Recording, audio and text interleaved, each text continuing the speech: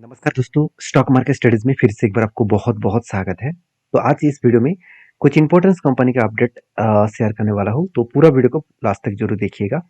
इनमें से फर्स्ट जो कंपनी है जिसका नाम है आईटीसी लिमिटेड। देखिए, आईटीसी एक ऐसी कंपनी है जिसके ऊपर एक चीज़ को नोटिस करना कि आईटीसी इंडिया के एक पॉपुलर एफएमसीजी कंपनी इसी नाम से लोग जानते हैं। बेसिकली सबसे ज़्यादा कंपनी के रेवेन्यू जनरेट होते हैं वो सिगरेट से, मतलब तंबाकू प्रोडक्ट से। क्योंकि इसका सिर्फ एफएमसीजी का बिजनेस नहीं है, कंपनी का बिजनेस है एफएमसीजी, सिगरेट्स, एफएमसीजी के आदर्श product, hotels, paper board, packaging, paper packaging और एग्रो बिजनेस और साथ ही साथ आईटी सेक्टर के ऊपर। तो आईटीसी अलग अलग कैटेगरीज के ऊपर बिजनेस कर रहा है। और आईटीसी के ऊपर एक बहुत बड़ा अपडेट आया जिसके चलते पिछले दिनों में अच्छा खासा एक धमाका परफॉर्मेंस देखने को मिला। सबसे पहले मैं कंपनी के चार्ट पैटर्न्स के ऊपर बात करूं तो देखिए कंपनी किस तरीके से यहाँ पे रीबैक किया, और इस रीबैक के कारण मेरे अच्छा खासा एक ट्रेडिंग बना था। वो ट्रेडिंग में किस तरीके से दिया वो मैं आपको समझाऊंगा। सबसे पहले गुड अपडेट मैं आपके साथ शेयर करना चाहूंगा, वो क्या है। देखिए, एल आईटीसी जो है वो ओपन न्यू होटल्स इन श्रीलंका। देखिए, पहले ही आप जानते हैं आईटीसी इंडिया में बहुत सारे होटल्स पहले से ही ओपन करके रखा है। अभी देखिए श्रीलंका में भी खुद का पल्ला भारी करने के लिए जा रहा है, क्योंकि यह भी बताया जा रहा है कि इंडियन जो कॉन्ग्लोमेरेट आईटीसी कंपनी है। अभी कॉन्ग्लोमेरेट क्या होते हैं, देखिए जो कंपनी के अंदर बहुत सारे कंपनी का बिजनेस है उसको कॉन्ग्लोमेरेट कहा जाता है। जैसे रिलायंस हो गया, जैसे टाटा हो गया, जैसे आईटीसी हो गया, तो जैसे बजाज हो गया, इस तरीके से कंपनी को कॉन्ग्लोमेरेट कहा जाता है। तो आईटीसी जो कंपनी है, इस आईटीसी कंपनी के open a new hotel in Colombo. Colombo कहाँ पे है, श्रीलंका में। तो और ये होटल जो बनाया जाएगा वो ऑब्वियसली 2 टावर होटल्स बनेगा। 352 रूम्स रहेगा इस होटल्स में। इस तरीके से कुछ अपडेट दिया जा रहा है, और शायद इसी न्यूज के कारण कंपनी का 2% का यहाँ पे जम पिछले दिनों में देखने को मिला। ऑब्वियसली कंपनी यहाँ पे देखिए share of the company feel जो है 2% रिसेंटेड, मतलब कंपनी अच्छा खासा यहाँ पे पॉजिटिवली मोमेंटम दिखाया। अभी आईटीसी के ऊपर जो क्वार्टरली रिजल्ट है वो रिजल्ट कब आएगा, रिजल्ट आने का जो डेट है वो अनाउंसमेंट हो चुका है 15 मई। इस दिन में रिजल्ट आएगा। रिजल्ट आने से पहले कंपनी अगर इस तरीके से फिर से बाउंस बैक करे तो सोचना एक बड़ा सा धमाका हो सकते हैं। तो आईटीसी के ऊपर एक मैं लंबा जर्नी पहले से ही लेकर रखा हूँ। तो मेरा जो एंट्री लेवल्स है वो एक लंबा सा एक ट्रेड बना। लंबा सा मतलब कंपनी कोविड के पहले 2018 में 2000 एक्चुअली 17 से लेकर एक कप बना, उसके बाद एक हैंडल बना, और फाइनली इस कप विद हैंडल को क्या क्या ब्रेकआउट किया। और ब्रेकआउट करने के बाद कंपनी क्या कर रहा है, धीरे धीरे करके ऊपर जाने का कोशिश कर रहा है। अभी देखिए, जब ऊपर गया तब यहाँ से एक स्ट्रांगली रेजिस्टेंस क्रिएट किया, और इसी रेंज के ऊपर कंपनी ट्रेड करने का कोशिश कर रहा है। स्ट्रांगली क्या है, एक रेजिस्टेंस है। इसी रेजिस्टेंस को अगर ब्रेक करे तभी वो ऊपर जाएगा। अगर ऊपर गया तो कहाँ तक मैं टारगेट लूंगा, एक लंबा सा टारगेट में लेकर चलो अराउंड 590 रुपीज के आसपास। जो टारगेट निकल कर आ रहा है करीबन करीबन 63% के आसपास। अभी फिलहाल के लिए ये तो ट्रेड मेरा कंटिन्यू है, और फिर से एक मैं स्विंग बेसिस में फिर से एक शॉर्ट स्विंग बेसिस में एक एंट्री लिया। वो किस तरीके से लिया, चलो वो मैं आपको बता देता हूँ। देखिए, मैं आपको पहले भी शेयर कर चुका हूँ इस डेटा को। देखिए, जब 200 डेज मूविंग एवरेज के नीचे जब स्टॉक आया तब मैंने इंतजार किया कि RSI 30 के नीचे कब टच करेंगे। तो फाइनली इस जगह पे RSI 30 के नीचे टच किया, और उसी दिन में 200 डेज EMA के नीचे जब कैंडल क्लोजिंग हुआ तब एक एंट्री बना। और इसका टारगेट मैं कहाँ तक रखूंगा, जब RSI इस 70 को टच करके ब्रेक करेगा तब मैं एग्जिट लूंगा। तो 70 को टच कर अगर ब्रेक करे तो तब मेरा एग्जिट बनेगा। तो फिलहाल के लिए एंट्री लेवल से अभी जो करंट लेवल है, अभी तक टारगेट नहीं हुआ, करंट लेवल तक मैं मार्किंग करके रखा हूँ।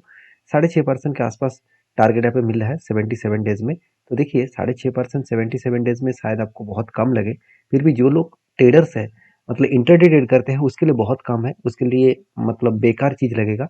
मगर जो लोग इन्वेस्टर है, जो लोग स्विंग बेसिस में काम करते हैं, उसके लिए ऑब्वियसली मेरे हिसाब से तो ठीक ठाक है। कितने इतना छोटा कंपनी होने के, सॉरी इतना बड़ा कंपनी होने के बाद भी कंपनी इतने कम टाइम में अच्छा खासा एक रिटर्न दे रहा है। मुझे लगता है कि जब टारगेट बनेगा शायद 10% तक टारगेट बनने का चांसेस हो सकता है। अभी कितना होगा वो तो मुझे पता नहीं है। तो कोई बात नहीं, जितना भी टारगेट मिलेगा उतना लेकर ही मैं खुश रहूंगा। ठीक है, अच्छा खासा एक ट्रेड जो यहाँ पे बना है। तो आपके क्या राय है इस कंपनी के ऊपर, जरूर कमेंट्स करके बताना। नेक्स्ट जो कंपनी है उसके बारे में चर्चा करूँ, उसका नाम है टाटा मोटर्स। देखिए, फाइनली टाटा मोटर्स के ऊपर एक बिग अपडेट है, जो अपडेट सबसे पहले मैं आपके साथ शेयर करूंगा।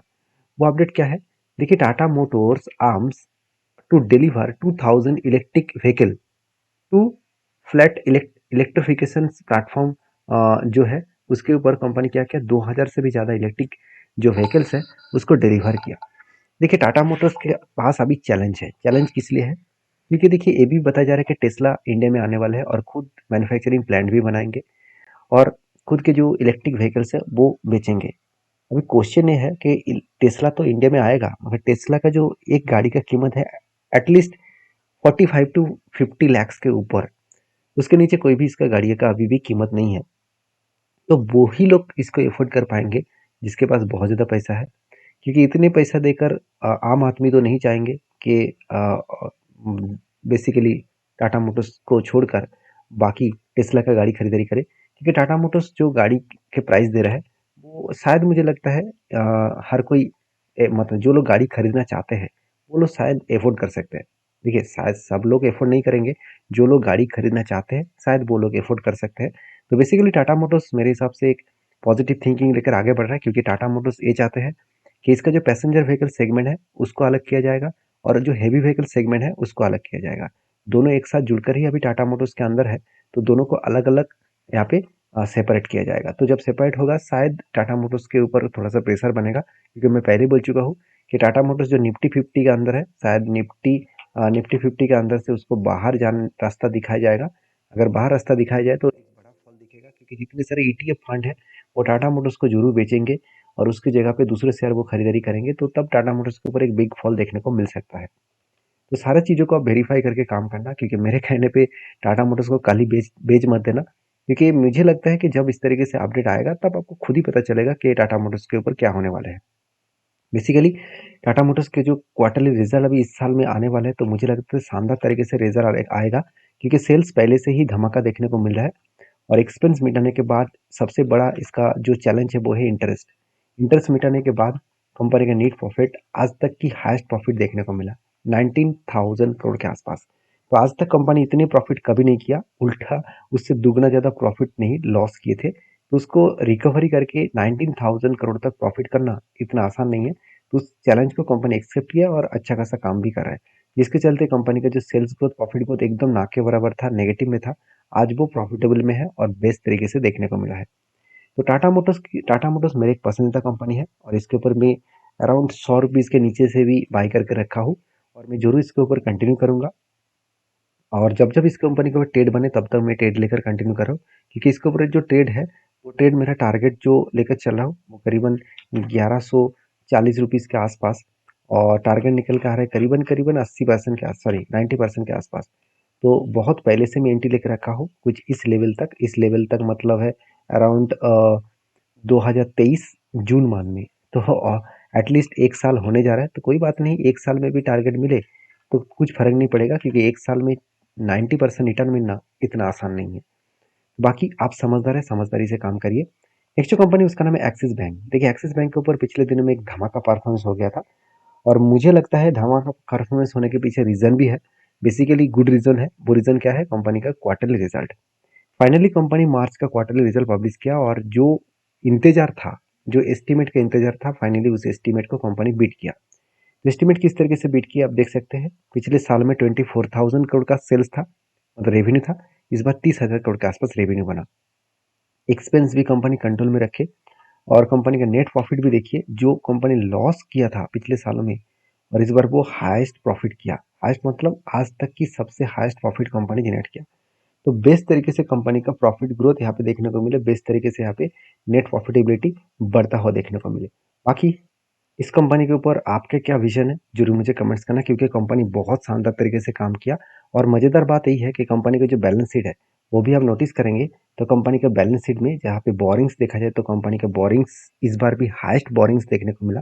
कर्जा करीबन 11 लाख करोड़ पहुंच चुके हैं, जो पिछले बार कितना था, 10 लाख करोड़ के आसपास। और कंपनी बोरिंग्स भी अच्छा लिया और रिजर्व की भी बढ़ा दिया, और उसके साथ साथ कंपनी के ऊपर इन्वेस्टर भी तगड़ा बाइंग किए, क्योंकि एफएस के पास जो होल्डिंग 51% था वो बढ़ के हो चुके 53%, और डीएस के पास जो 25% था वो बढ़ के 30% हो चुके हैं। मतलब बेस्ट तरीके से एक रिजल्ट यहाँ पे देखने को मिला।